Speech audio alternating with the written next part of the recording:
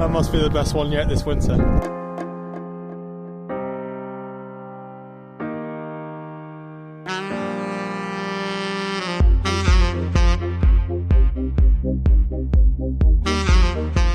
Right, so as I suspected, it does say no pedestrian access beyond this point and danger. The reason why is heavy plant operating in this area, but I don't see any heavy plants anywhere.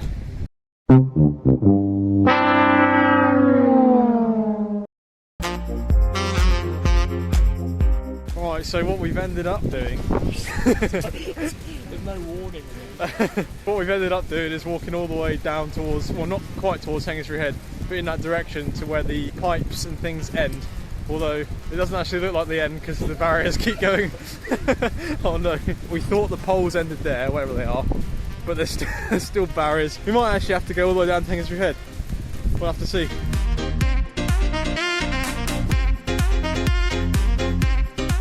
Alright, after about a 5-minute walk, we've now come down to the spot where you're allowed on the beach.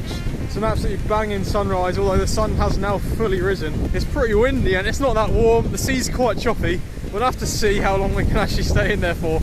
Wait, don't stop the countdown. 5, 4, 3, 2, 1. 12 seconds later. It's always so good to go for a sea dip with Ben, not only for the sea dipping but also the conversations that Ben and I have. We're both really interested in a lot of things and we should explore them at length. It's just great to have friends who you can actually talk about meaningful, really interesting things with rather than just surface level small talk. I haven't even spoken to Ben that much over the course of the last 3 years since we went to school together, but then we sort of got back in contact since the sea dipping. I might text him once or twice between now and the summer when I actually come back to Bournemouth and end up probably meeting up with him.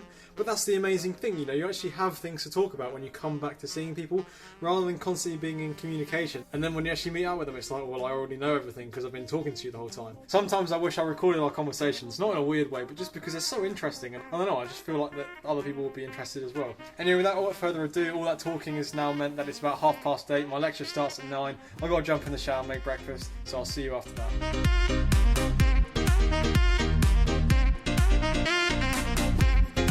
Whilst it is an amazing day outside, I do have quite a lot of uni work to do today. However, I'm going to nip out after lunchtime. Got 3 times 15 minutes planned a little bit later on, which should be pretty spicy. I don't know if you can hear me over this wind, so I'll speak a little bit loudly and just shout at the camera. Just finished my first politics lecture for today. Timing's about 2:30, just doing my warm-up. Well, that was not pleasant whatsoever. I kind of misjudged the first effort with planning it. I kind of ran out of road. There's a little bit of a tailwind, so I ended up going 27 mile an hour. There was 11.5 minutes instead of 15. But an 8-minute rest period is zone 1. Then I just hit it straight back up again, back into the headwind, and I managed to do another 15 minutes at the threshold. That's 3 efforts done.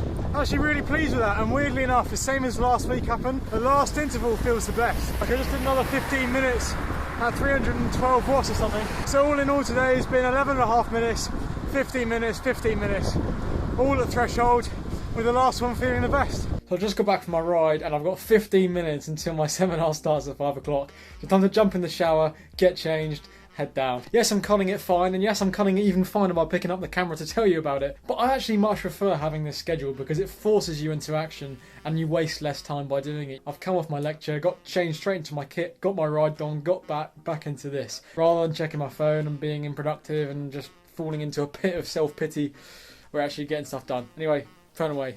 For one last time before I go to university on Saturday, my sister has finally granted my request for a little bit more sauce. If you've been watching the video every day, you'll know that I did have a little bit of a moan like 3 or 4 weeks ago about it. So hopefully all this goodness will help recover from that threshold session, which is actually hurting the legs quite a lot, that they are aching, and yeah, in turn it'll also fuel me for tomorrow's long ride.